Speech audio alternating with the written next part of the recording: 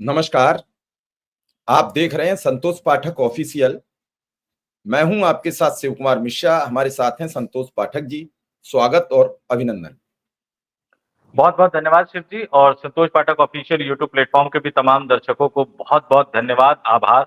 आज 50,000 सब्सक्राइबर हमारे पूरे हुए हैं। आप सबके सहयोग के बिना, आप सबके साथ के बिना ये मुमकिन नहीं था। हम अपनी लड़ाई आगे भी लगातार जारी रखेंगे। आप लोगों से भी थोड़ा सा अपील हम करेंगे कि थोड़ा सा कष्ट आप लोग भी कीजिए। इस देश में स्वतंत्र एवं निष्पक्ष पत्रकारिता की आवाज की बुलंदी बनाए रखने के लिए आपको भी आगे आना चाहिए। कई तरीके हैं हमारे तक, आप अपनी मदद कैसे पहुंचा सकते हैं? मेंबरशिप के जरिए भी पहुंचा सकते हैं, ज्वाइन कर सकते हैं। और ज्वाइन करने का खर्च कितना है? 89 रुपए महीने, यानी रोजाना 3 रुपए से भी कम का।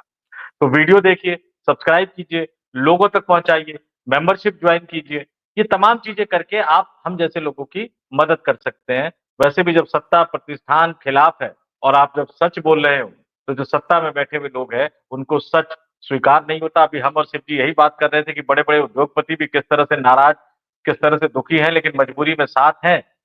और हमारे साथ तो कोई उद्योगपति है नहीं, हमारे साथ तो आप ही है। तो शिव जी, आज भी एक बड़ी चर्चा, एक बड़ा राजनीतिक मुद्दा हम लेकर आए हैं। और इसमें सीधे सीधे मैं बता दूं कि राष्ट्रीय स्वयंसेवक संघ ने, सीधे मुद्दे पे आ जाता हूं, 17 सितंबर की तारीख, 17 सितंबर जिस दिन देश के प्रधानमंत्री नरेंद्र मोदी 75 वर्ष के पूरे होने जा रहे हैं, प्रधानमंत्री की विदाई की तैयारी समझ लीजिए, या प्रधानमंत्री के अगने के बाद राष्ट्रीय स्वयंसेवक संघ के फ्यूचर कोर्स ऑफ एक्शन की तैयारी समझ लीजिए, या फिर प्रधानमंत्री नरेंद्र मोदी की विदाई के बाद नए पीएम के चयन की तैयारी समझ लीजिए। क्योंकि 17 सितंबर से पहले राष्ट्रीय स्वयंसेवक संघ के मुखिया मोहन भागवत ने एक बड़ी बैठक बुला ली है। और आगे मैं आपको बताऊंगा कि उस बड़ी बैठक में किस किस को बुलाया है। और जिस जिसको बुलाया है, वो नाम सुनकर, उन संगठनों के नाम सुनकर हमारे जो दर्शक है, जो हमारी जनता है, वो निश्चित तौर पर समझ जाएगी कि वाकई इस बार तो कुछ बड़ा होने वाला है। जी शिव जी। चलिए अब हम शुरू करते हैं। उठा पटक धर पटक। धर पटक इसलिए कि पूरा देश देख रहा है कि 17 सितंबर को क्या होगा। मेरा एक चैनल रिम्यू करवा दिया गया है। मैं प्रयासरत हूं। होता तो मैं बता देता कि जुलाई 2024 में एक हमारे बहुत सीनियर जर्नलिस्ट हैं, अभिषेक श्रीवास्तव, उनके साथ मैंने एक प्रोग्राम किया था। उसमें उन्होंने कहा था कि इंतजार कीजिए अक्टूबर 2025 तक, तब बताएंगे देश का अगला प्रधानमंत्री कौन होगा। और उस वीडियो पे ऐसी ऐसी गालियां मिली थी जो हम कभी जीवन में भूल नहीं सकते हैं।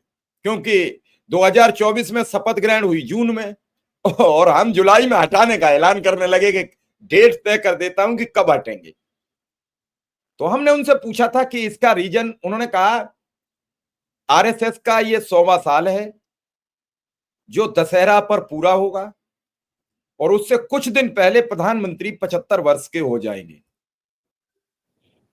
शतक तक कोई आदमी रिस्क नहीं लेता है, चाहे वो आरएसएस को कितना भी भला बुरा कहें, गालियां दे।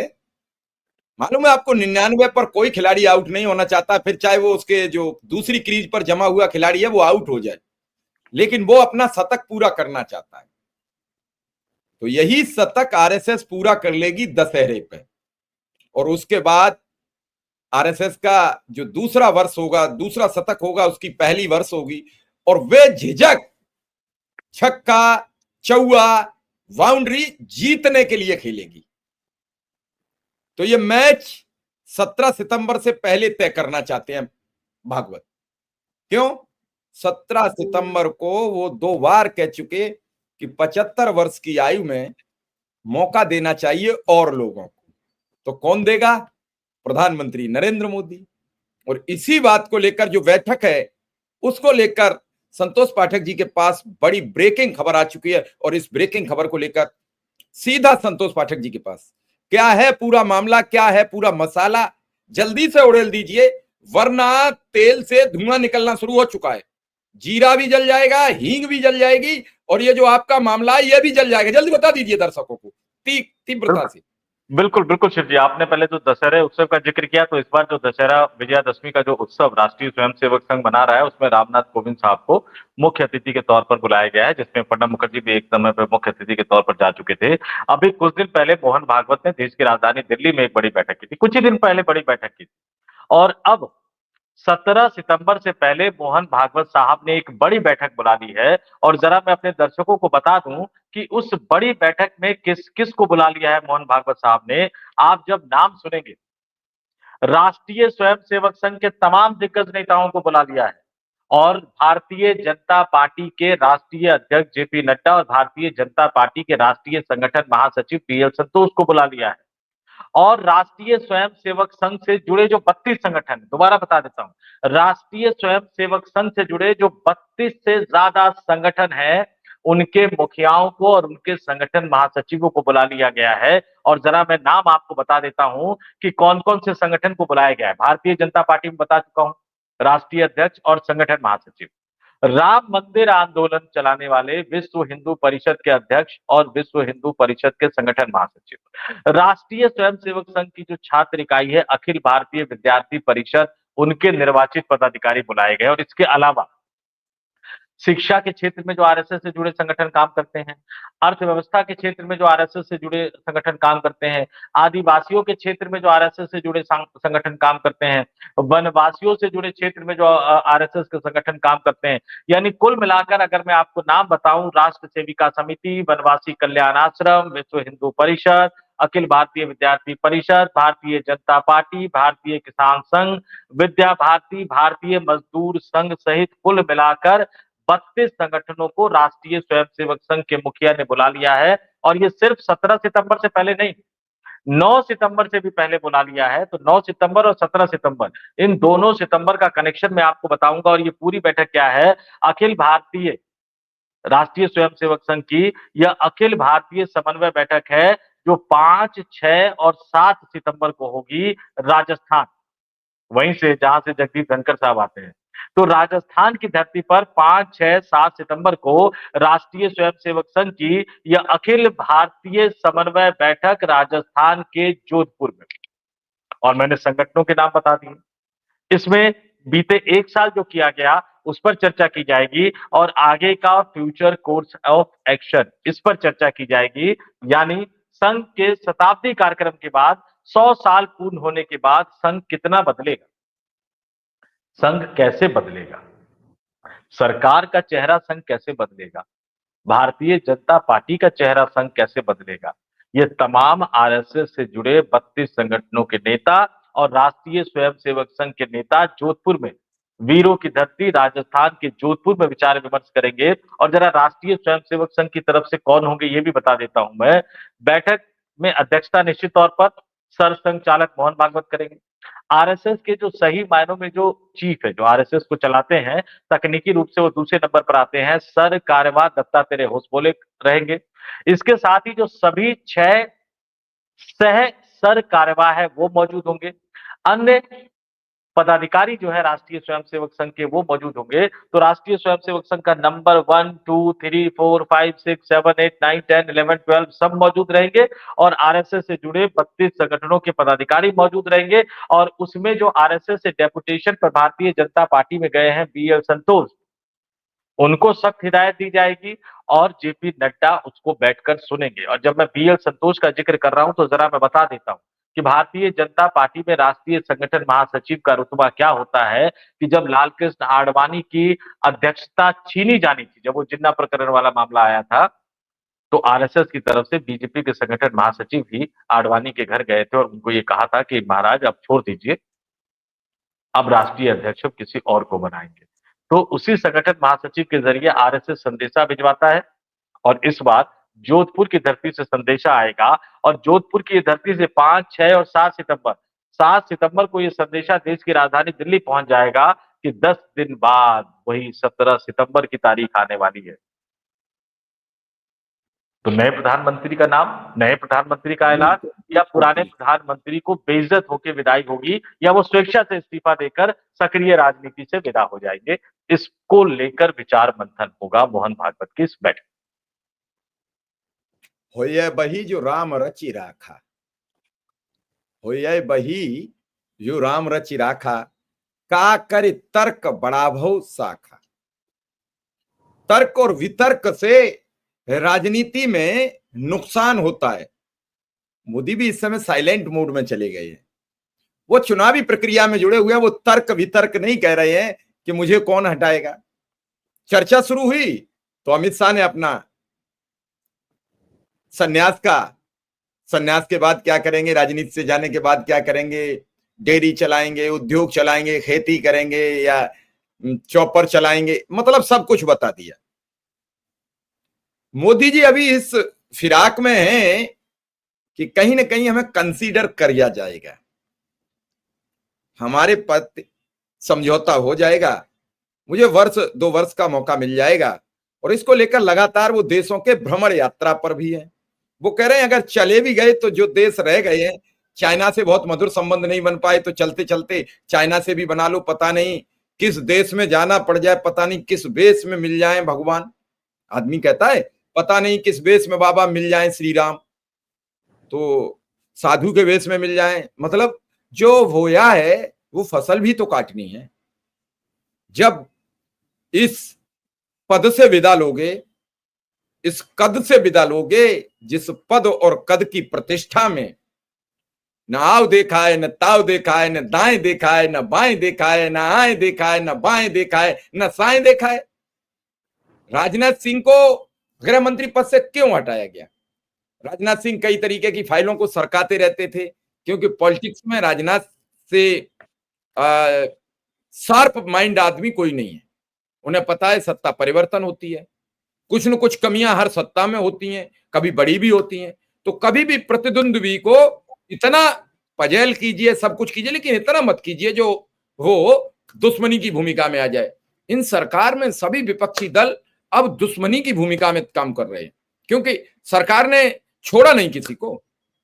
गलती है तो भी, नहीं है तो भी। अच्छा ऐसा बताइए, ऐसा कौन सा पैरामीटर है कि अजीत पवार पर 72,000 करोड़ का आरोप लगता है मध्य प्रदेश के चुनाव में और 15 दिन बाद उप मुख्यमंत्री बन जाते हैं? वो कहां है 72,000 करोड़? महाराष्ट्र के चुनाव में नहीं, मध्य प्रदेश के चुनाव में आरोप लगता है। मध्य प्रदेश के चुनाव में पहला ऐलान करते हैं प्रधानमंत्री जी मंच से कि 72,000 करोड़ के भी घोटाले के आरोपी हैं, और महाराष्ट्र के चुनाव से पहले वो सम्मिलित हो जाते हैं, उप मुख्यमंत्री बन जाते हैं, क्योंकि लोकसभा में उन्हें जरूरत थी। तो आप हिमंता बिस्व शर्मा, गृहमंत्री अमित शाह ने कहा था कि इन्हें जेल भेजना हमारा पहला काम होगा, और वो तब से लगातार मुख्यमंत्री बने हुए हैं। ये तो चंद उदाहरण है। आपने देखा कि पूरी टीएमसी टूट के आ गई शारदा घोटाले में, सब आधे से ज्यादा वापस भी चले गए अपना मूल, जिसकी जांचें खत्म हुई, क्लीन चिट मिलती गई, वो उधर से अपनी चिट उधर चिपकाता चला गया। तो कुल मिला के ये है कि जो किया है उसका भुगतान करना होगा। भाई अमित शाह को पता थी कि गृह मंत्री थे पी चिदम्बरम साहब, हमें 90 दिन जेल रखा गया। गृह मंत्री अमित शाह बने, पी चिदम्बरम जी को 91 दिन उन्होंने भी जेल रखे। उन्होंने कहा 1 दिन फालतू रखूंगा, ज्यादा नहीं रखूंगा, 92 दिन बेल करा दी। उसी अदालत में बेल हो गई जहां बेल किसी कीमत पर नहीं हो रही थी। तो ये सारी चीजें, कल दिग्विजय सिंह ने ऐलान कर दिया कि कमलनाथ की वजह से गए माधव ज्योतिरादित्य सिंधिया। अब कमलनाथ की मुश्किलें बढ़ेगी। राजनीति में कोई किसी का सगा नहीं, मौका जिसको जहां लगा उसने उसको ठगा नहीं, जब मौका लगा तभी ठग लो, राजनीति ये कहती है। और उत्तर प्रदेश के पूर्व चीफ मिनिस्टर दिवंगत हो चुके हैं मुलायम सिंह, ये कहते थे कि जिस कंधे के सहारे राजनीति में अपना स्थान बनाते हो उस कंधे को काट दो, उसको जंप मारो और उसी कंधे को काट दो, ताकि वो कंधा तुम्हें रोक न ले, खींच न ले। वो कंधा तुम्हारी कमजोरियां जानता है। देखिए शिव जी, एक थोड़ा सा एक मिनट, यही काम नरेंद्र मोदी करते आए। लाल कृष्ण आडवाणी जब वाजपेयी जी उनसे इस्तीफा लेने जा रहे थे, तो लाल कृष्ण आडवाणी ने इस अपने शिष्य, अपने भक्त शिष्य को बचाया था, क्योंकि आडवाणी जी गुजरात से चुनाव लड़ते थे और मोदी जी उस चुनाव का मैनेजमेंट करते थे, उन्हें चुनाव लड़वाते थे, क्योंकि वो गुजरात के मुख्यमंत्री थे। उन्हीं ने सबसे पहले अपने गुरु को, जो राजनीति में पदार्पण कराने वाला था, राजनीति में स्पेस दिलाने वाला था, उसे मार्गदर्शक मंडल में भेजा। तो ये समझिए। तो अब संतोष जी, इस बैठक से क्या क्या निकलने की उम्मीद है? जैसे समुद्र मंथन हुआ तो अमृत निकला, विष निकला, शराब निकली, और जाने क्या क्या निकला, रत्न निकले, सिंहासन निकले, अरावत निकला, बहुत ढेर सारी चीजें निकली। तो इस बैठक के मंथन से जब 32 लोग उस संगठन मथ रहे होंगे तो क्या क्या निकलेगा? देखिए चिरजीत, थोड़ा सा दर्शकों को बता देता हूँ। इसमें जो चिदम्बरम साहब जो रिहा हुए थे, जो जमानत मिली थी उनको 106 दिन बाद रिहा हुए थे। तो अमित शाह साहब से ज्यादा दिन तक वो जेल में रहे थे, ये तथ्य बिल्कुल सही है।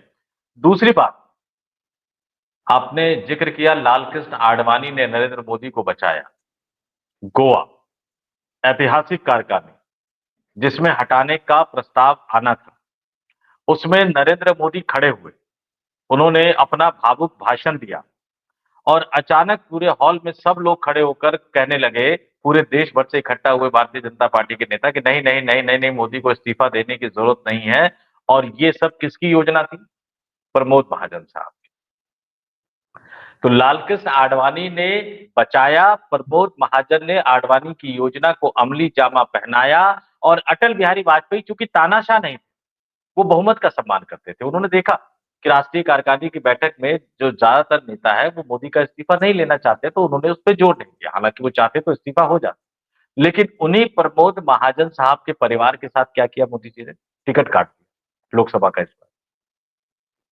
तो ये तो खैर भारतीय जनता पार्टी के नेताओं को सोचना है, कार्यकर्ताओं को सोचना है कि आडवाणी जी के परिवार के साथ, प्रमोद महाजन जी के परिवार के साथ, प्रमोद महाजन जी के करीबी जो हुआ करते थे सुधांशु मित्तल, वो आजकल कहाँ हैं? और अटल बिहारी वाजपेयी के जो करीबी हुआ करते थे विजय गोयल साहब, वो आजकल कहाँ हैं? तो ये तो हमारे दर्शकों को सोचना पड़ेगा। लेकिन जहां तक मंथन का है, मैंने तारीखों का जिक्र किया, और जब मैं इन तमाम तारीखों का जिक्र करता हूं, 9 सितंबर, 11 सितंबर, 17 सितंबर, उससे पहले 5, 6, 7 सितंबर को राष्ट्रीय स्वयंसेवक संघ की बड़ी बैठक, 9 सितंबर को उपराष्ट्रपति का चुनाव होना है। राष्ट्रीय स्वयंसेवक संघ के बैकग्राउंड से आते हैं एनडीए के उम्मीदवार। मोदी जी ने प्रॉमिस किया है कि जिताएंगे, और इस बीच अमित शाह ने 3 बिल पेश करके चंद्रबाबू नायडू, नीतीश कुमार को डरा दिया। चंद्रबाबू नायडू हालांकि समर्थन करने का ऐलान तो कर चुके हैं, लेकिन गुप्त वोट, गुप्त मतदान प्रणाली के जरिए होता है, तेलुगु देशम पार्टी के सांसद कहां वोट करेंगे, कहां नहीं करेंगे। तो ये इस बैठक में तो 9 सितंबर को लेकर फिर अल्टीमेटम दिया जाएगा कि किसी भी हालत में इनको जिता कर लाना है, क्योंकि आपने माहौल बना दिया कि आरएसएस के बैकग्राउंड का उम्मीदवार, यानी उनकी हार जो है वो मोदी और शाह की हार से ज्यादा आरएसएस की हार मानी जाएगी। उसके बाद शाह कहेंगे कि देखो, मैं तो पहले ही कह रहा था, आपके उम्मीदवार को बना दिया, जिता नहीं पाए आप लोग मिलकर। फिर शाह जिम्मेदारी अपने ऊपर थोड़ी लेंगे, फिर तो आरएसएस के ऊपर चला जाएगा। उसके बाद जब मोहन भागवत साहब ने 17 सितंबर की याद दिलाई, जब उन्होंने नागपुर के कार्यक्रम में कहा था कि 75 वर्ष की उम्र हो जाने पर बाजू हट जाना चाहिए, तो सोशल मीडिया पर भारतीय जनता पार्टी के पोस्ट बहादुरों ने 11 सितंबर का जिक्र करना शुरू कर दिया।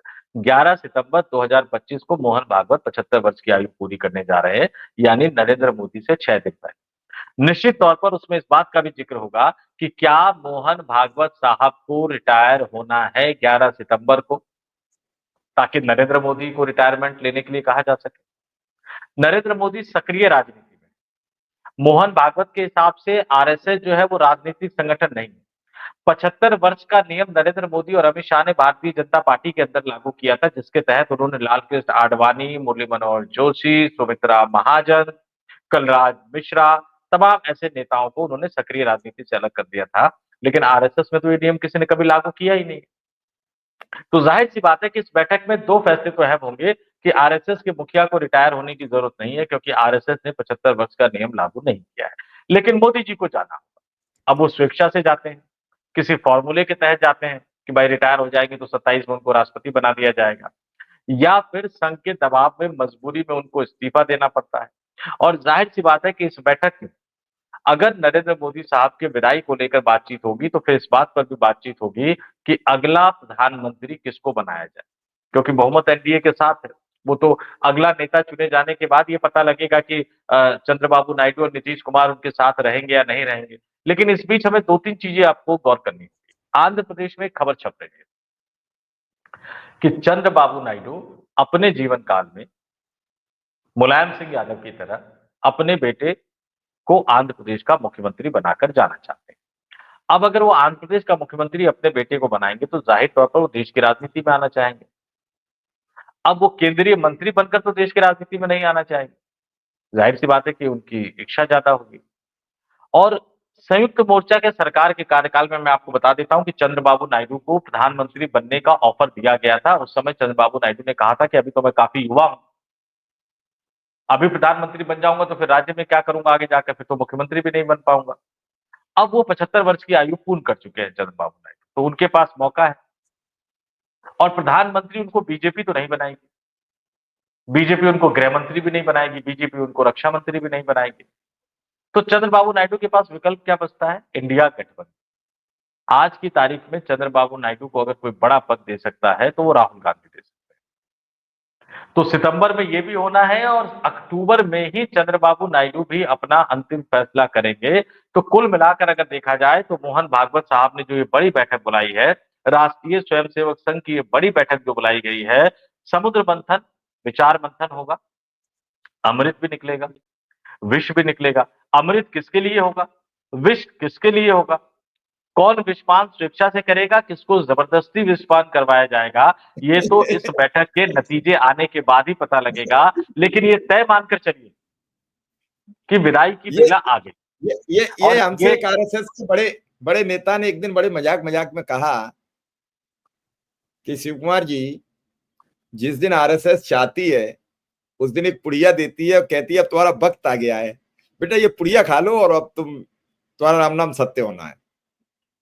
फिर वो ये नहीं राजनीतिक रूप पूछती राजनीतिक रूप से राजनीतिक, हाँ अब आपका वक्त आ गया, मतलब ये इस्तीफा का लेटर रखा है, इस पर साइन कर दो। फिर वो मना नहीं कर पाता है। स्थितियां बड़ी विकराल हो चली हैं। भाजपा अपने बिछाए जाल में खुद फंस गई है। कहते नहीं वो शिकारी था, बड़ा पक्का वाला था, लेकिन उसने एक जाल बुना, उस जाल में वो शिकारी के ऊपर जाल गिर गया। अब गिर गया तो वो लुढ़कते पुड़कते लुढ़कते पुड़कते उस जाल में फंस गया, अब छटपटा रहा है। आप ये मान लीजिए संतोष पाठक जी, आपका अपना 20 वर्ष का पत्रकारिता का अनुभव हो चुका, कई मर्तबा ऐसे मौके आए हैं जब हम चाहते हैं कि ये खबर गलत है, लेकिन कभी तो वो सामाजिक दायरे में फंस जाती है कि अगर ये खबर दिखाई तो इससे आने वाले बच्चों पर क्या असर पड़ेगा। कभी इस वजह से दब जाती है कि अगर ये खबर चलाई तो इसका समाज में रेस्पॉन्स क्या होगा। तो कई खबरें आगे पीछे करके चलती देखी हैं, सामाजिक दायरे में, विरोधाभासी में, मतलब न चाहते हुए भी निर्णय लेना पड़ता है कि थोड़ा सा हल्का हाथ रखना है। यही सब सरकारें करती हैं। लेकिन मौजूदा सरकार ने केवल एक तरफा काम किया कि विपक्ष को मुर्गा कैसे बनाया जाए, विपक्ष को प्रताड़ित कैसे किया जाए हर मौके पर। जब तक जिस राज्य का चुनाव नहीं होता उस राज्य के विपक्षी दल 3-3.5 साल सुरक्षित रहते हैं और 1.5 वर्ष वो उन पर प्याज कतरा जाता है। अगर वो चुपचाप चुनाव लड़ना चाहता है तो लड़ ले, अन्यथा उसके खिलाफ क्या कार्रवाई हो जाएगी वो खुद तय करे या फिर साफ सुथरा हो। तो कुल मिला के आपने दर्शकों को यह समझाने का प्रयास किया है कि भैया 17 सितंबर तो दूर है, पहले ये जोधपुर का सम्मेलन देख लो, इस बैठक का रब्बो लुआब देख लो जिसमें 32 संगठन, खुद भाजपा भी मौजूद रहेगी, यानी बीजेपी भी आमंत्रित है। फिर उसके बाद चर्चा करना कि 17 सितंबर के बाद किस किस की कुर्सी सही सलामत रहेगी, किसको कुर्सी नहीं मिलेगी, कौन टूटी कुर्सी पे भेजा जाएगा, किसकी कुर्सी की बार्निश और की जाएगी। तो हमें इंतजार करना पड़ेगा, हमें प्रतीक्षा करनी। शिव जी, जाते जाते एक और चीज जरा बता दूं। ये सवाल बार बार उठ रहा है कि लाल किले से प्रधानमंत्री नरेंद्र मोदी ने जो भाषण दिया वो भाषण लिखा किसने। एक सवाल ये भी उठ रहा है कि आज की तारीख में प्रधानमंत्री कार्यालय को चला कौन रहा है। एक सवाल ये भी उठ रहा है कि प्रधानमंत्री जिस विभाग को खुद देख रहे हैं, कार्मिक लोक शिकायत एवं पेंशन मंत्रालय, उसको चला कौन रहा है। क्यों? याद कीजिए, छोटे वाले अंबानी, अनिल अंबानी, भारत की एक डिफेंस सेक्टर की सरकारी कंपनी को किनारे लगाकर अनिल अंबानी की कंपनी को कॉन्ट्रैक्ट दिया गया, जबकि उनको डिफेंस सेक्टर का कोई अनुभव नहीं था। बीच में खबर आई होगी आज से 1-1.5 साल पहले कि अनिल अंबानी अपना लोन चुकाते जा रहे हैं, जैसे तैसे करके उनको हर जगह राहत मिलती जा रही है और वो इन झंझटों से मुक्त होते जा रहे हैं। अचानक 2 महीने से 3 महीने से अनिल अंबानी पर छापे, छापे पर छापे, एफआईआर पर एफआईआर, कार्रवाई पर कार्रवाई, और कल सीबीआई ने छापा मारा। वो विदेश ना भाग जाए, इसको लेकर भी खासी निगरानी रखी जा रही। तो जिस उद्योगपति को प्रधानमंत्री नरेंद्र मोदी बढ़ावा दे रहे थे, उसी उद्योगपति के खिलाफ अगर वो जांच एजेंसियां कार्रवाई कर रही है जो प्रधानमंत्री नरेंद्र मोदी के अंतर्गत ही आता है, तो इसका मतलब इस देश के व्यापारियों को, उद्योगपतियों को, बड़े वाले अंबानी साहब को, मुकेश अंबानी को, और जो नए अंबानी बनना चाहते हैं गौतम अडानी साहब को, इनको कोई क्या बड़ा संदेश देने की कोशिश कर रहा है। और वो कोई कौन है? मोदी खुद करवा रहे हैं या कोई और करवा रहा है जो संदेशा दे रहा है कि बहुत हो गया, मोदी के आगे पीछे घूमना बंद करो, नए वाले सरदार आने वाले हैं, नए वाले सरदार की बात मानना। कोई तो है जो ये सब करवा रहा है। अचानक अनिल अंबानी के खिलाफ इतनी सख्ती क्यों? चलिए ये जो इंतजार सवाल है, इस करें, सवाल के जवाब में बहुत कुछ छुपा हुआ है। चलिए इंतजार करेंगे कि सवाल का जवाब जल्दी मिले, और इसी प्रतीक्षा के साथ दर्शकों से विदा लेंगे। आपका बहुत बहुत आभार, बहुत बहुत धन्यवाद। बहुत बहुत आभार और तमाम दर्शकों को बहुत बहुत धन्यवाद और नमस्कार शिव जी।